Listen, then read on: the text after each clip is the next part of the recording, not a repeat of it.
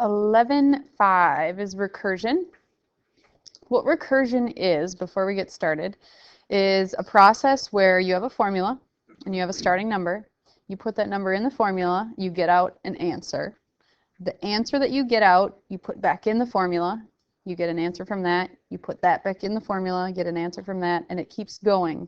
You keep putting whatever answer you get back in the formula to get the next number. So we're going to start out with a very basic one.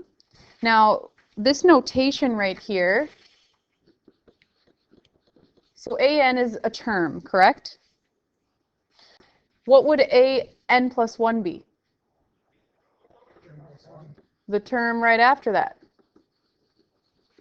So notice you have a term, and to find the next term, you just use that number. So here's what we're going to do. I'm going to show you the actual work that goes with this. We need to find the first 5 terms. So I always do this. So I know that I have to find the next 4, because we know the first term is 5, because a1 is 5. Now in each of these problems, this formula right here is going to be different, because this is the formula for the sequence. Just like you were creating formulas for sequences, which is a list of numbers, each of those ended up being different, those formulas. So this specific list of numbers has that formula in that cloud question. You know that the first one is 5? We know the first, oh sorry, it's not 5. Sitting here confusing all of you. It is 16. Okay, first term is 16. I put 5 because we were finding 5 terms. All right, so we need to find the next ones. So to find a2, because we're looking for that one, we need to use a1 and then add 4 to it. Okay, so I'm going to show you all of these steps written out. You don't have to do all of this work, but we're just going to start with baby steps here because it can get confusing if you aren't understanding what's going on. So to find a2, we need to put a1 here, which is 16, and then add 4. So we get 20 for term 2. Okay. To find a3, what term do we have to put here? Yep, fine. Put the second term there, which would be 20 plus 4, which is 24. Okay, and I know this may seem very simple to you, but it will get more difficult, so I want to get the process down. To find the fourth term, what term do we use here? And a3 was 24. So we put 28 right here. And to find the fifth term, we need to use the fourth term, which we figured out was 28. So we have 32. You don't need to show that much work. I'll show you how much work I want to see on the next one. We should just keep it as simple as this. It will not stay this simple. It should. Questions on what we did, though? Now that I have the correct first term, that helps. All right, so let's try this one. We know the first term, and we need to find the next 4 terms.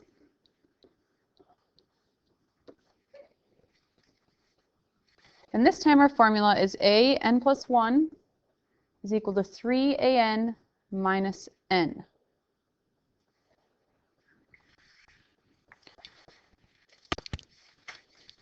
So since we're looking for the second term, what do we put here? What term are we going to put here? We will put 6, but what term is that? a1, and then we're going to subtract what? Notice this number right here is the same as this number right here. So we need to put a 1 there. All right. To find the third term, we need to have what term here? Minus 2. To find the fourth term, we need to use the third term and then subtract 3. Which means we would use the fourth term here minus 4.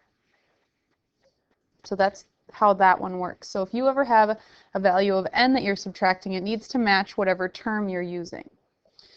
So looking at this, to find this one, we've got 3, and then what goes here? Oops, not equal. Our first term, which is 6. So that would be what? 17. So now we use 17 right here, which is how much? I think it's 49.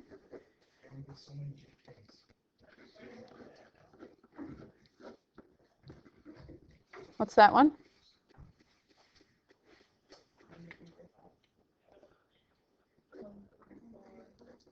$144. And then we use 144 to find the last one.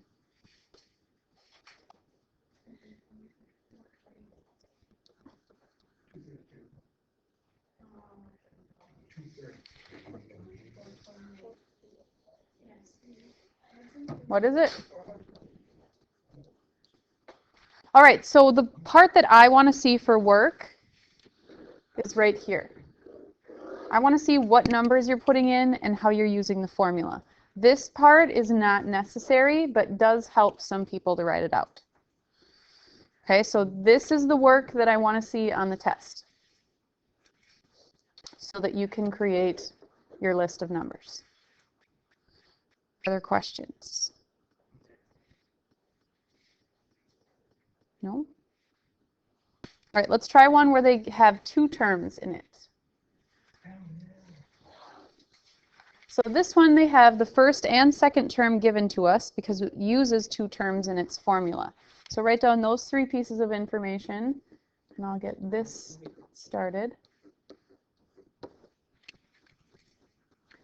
So we have the first 2 terms, but we need a total of 5 terms.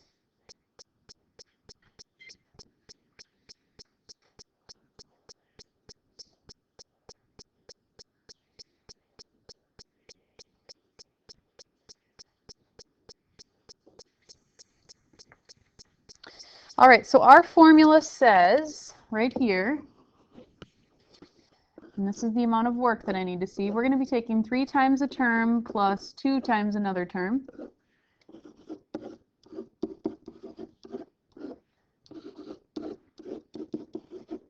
We just have to figure out what terms we're using. Now, looking at this formula, we have an n plus 2, we have an n, and an n plus 1. So if this was a term, this would be the next term, which would give us the next term, for a lack of a better way to say it. I like this. So this formula requires the 2 terms previous to it. So if we want to find the third term, which is what we're doing right here, we're going to take 3 times what term? The first term plus 2 times the second term. So it takes the 2 previous terms before it to find that answer. So looking at our information, up above here we've got our first term and our second term. So that's what we put here and here. So what is that? 9 plus 14? 23? Question? Can you just ignore the plus 1 in the equation up there? The plus 1 isn't a big plus 1 at the end. This is down here with the n. That's saying that's the next term. So you're not ignoring it because it created this right here. That's the second term. Okay, so to find the fourth term, we need the 2 terms previous to it. So 7 and 23, which gives us 67. To find the 5th term, we need the 2 terms previous to that one. So we'll do 23 and 67. What do we have for that? How much? 203. Because you couldn't do that in your head. Questions? So they'll give you all the information you need. You're just needing to put them into the formula properly. This is the work that I want to see, though, which creates that list. So on the test, I'm going to ask you to generate the first 5 or 6, however many terms. But we're also going to have this and create the formula from it. So we're going to go both directions, and I'll show you how to do that. Are there questions on this page? All right, so this is the last formula of the year, I believe. I know I said yesterday that we were done learning formulas.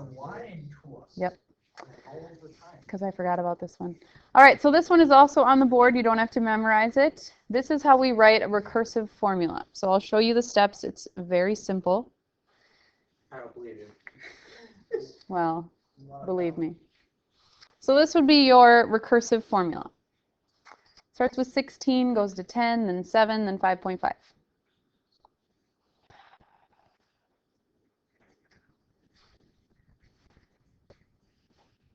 All these formulas, this is why people don't like algebra.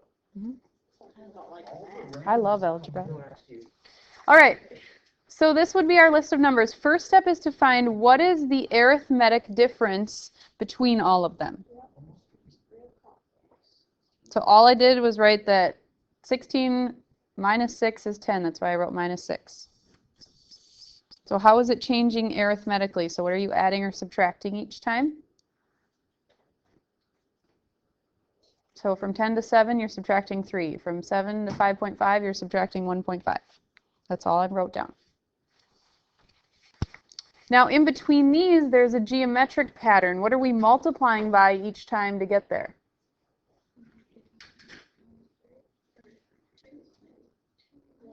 1/2. So you multiply each one by 1/2. Notice we get the same number because there's a pattern with those blue numbers up there. Now, what you just found with that 1/2 is this right here. And all we need to find for the recursive formula is this R and then the D, and I'll show you how to find the D. So you're going to create these arrows in between. So first figure out what am I adding or subtracting by, and then figure out what am I multiplying by each time. Yep. So here's what we have so far. So I want you to write this down. These are the 2 blanks that we need to fill in. So the 1/2 came from right there. And we need to figure out this term right here. What did I say this was talking about right here, this AN? First term. And this would be the next term. So don't we have a list of numbers right here that we could put 2 numbers in and then solve for that question mark for this spot right here? Which is exactly what I did right here. So we have the first term, the second term. We kept the 1/2 in there, and then this is your variable. So if we simplify this, it's 8 plus question mark, or x. And we solve for x, we get 2. So our equation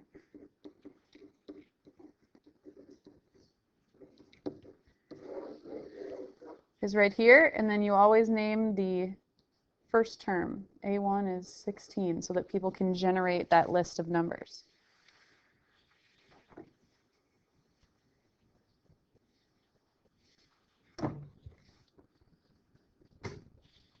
So here's our formula. We do these steps, find the blue numbers and the green numbers so that we can figure out our number in front of AN, and then we just do simple algebra, plug in 2 numbers so we can solve for that last spot. We're going to do one more example so that you can see the process is exactly the same. Questions on this page? Anyone still need this page?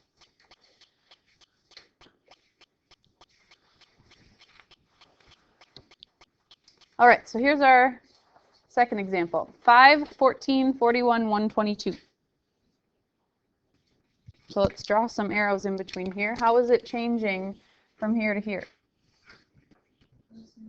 Plus 9. What are we doing here to here?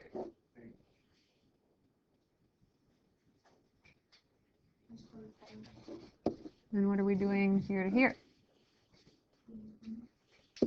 So those are the numbers you're adding by each time. Well, what's the pattern geometrically between all these?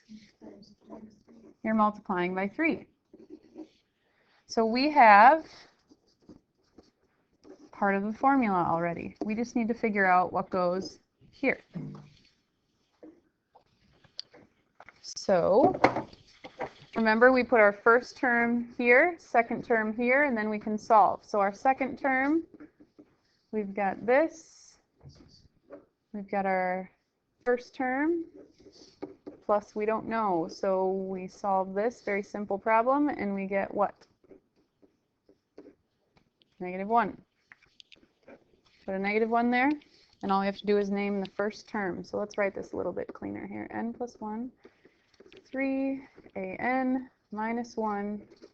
First term is 5. So we just went both directions. At the beginning of the notes, we created a list of numbers from something like this. And at the end, we have the list of numbers and we create the formula. So we're going both directions, and that's a quarter of the test is going to be on this. Questions?